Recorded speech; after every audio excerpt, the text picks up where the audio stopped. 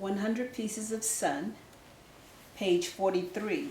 She bit the dog. Before I was old enough to walk or talk, there was an accident where the wire from an infant's hat went down into my left ear and pierced the eardrum. I couldn't hear in the left ear, for years. I referred to that several times in the book. In this particular story, I had to make my family understand what I was going through, what I was feeling. During my adolescent years, I started having major hearing problems and a loss of equilibrium, severe headaches, and a fluid buildup in the perforation in my inner ear cavity. The doctors had done all they could, but at that time, they didn't have any remedy for how to repair the perforation or improve the hearing in my ear.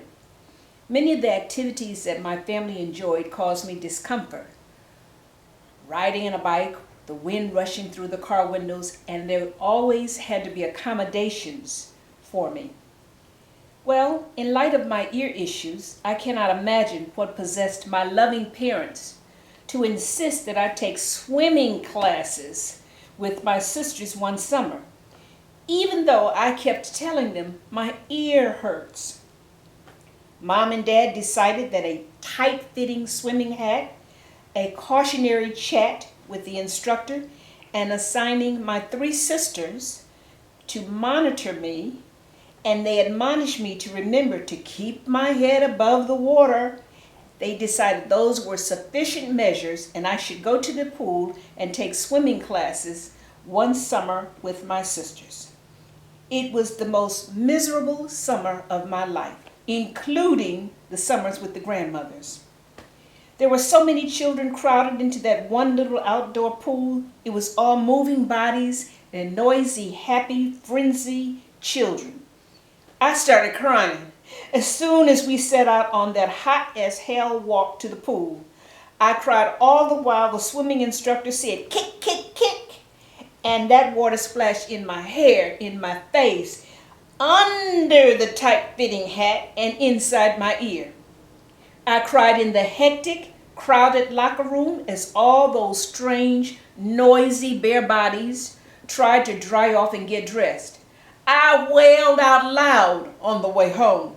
My ear was waterlogged, causing stabbing, painful earaches that made me feel totally off balance as I straggled home, lagging farther and farther behind my strong sisters. They had enjoyed the pool and they walked along chatting and just gabbing about what fun they had.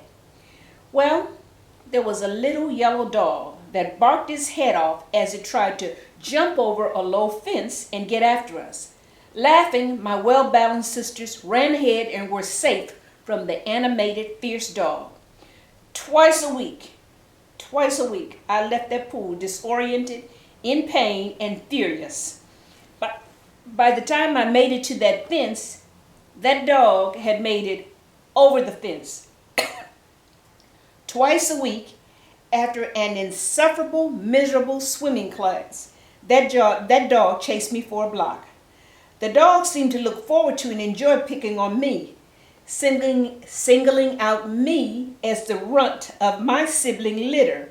He nipped my heels and snarled and bared his teeth and barked viciously. I was already hot, wretched, crying, hollering, off balance, moving slowly, and in pain. Well, I remember having a particularly bad day at the pool.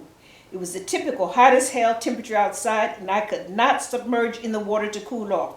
The kids were tormenting me about the granny swim hat I had pulled down over my head, and the instructor was sick of me and wouldn't help, and my sisters refused to acknowledge me because they were having a good time. No one understood an inner earache is a terrible pain to bear, and I had no way to make any of my hearing-able family members understand. I cried until snot was running down my face as we left the pool, and I did not care. It was too hot and I was too miserable to have any dignity. I guess the little yellow dog felt the same way about the heat because he was waiting for me. He was more aggressive than usual. He jumped the fence right away and nipped at my heels as I ran, trying to catch my bigger, stronger, faster sisters. That was it.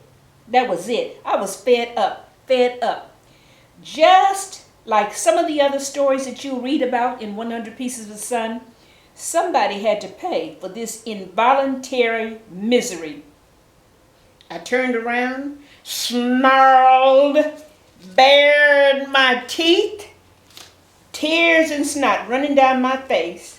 My misery was greater than the dog's because I ran that little yellow dog down, caught him up in a corner by the fence, and bit the hell out of his back. His eyes rolled back in his head and he was yelping for fear, and I held him down while I bit him. And when I got tired, like my grandmama, I let him go. That dog took off running in the opposite direction from me, right past his own yard, whining, twisting, and trying to lick his back. The whites of his eyes showed as they rolled back in his head out of fear. I spit out dog hair with satisfaction, and I thought, now, at least you know how I feel every day I come to this pool and you run me down, you little yellow shite dog, you.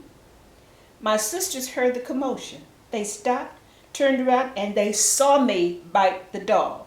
They gaped and could not wait to run home ahead of me, yelling out to our parents, "Connie bit the dog! Connie bit the dog!" Read how the story ends.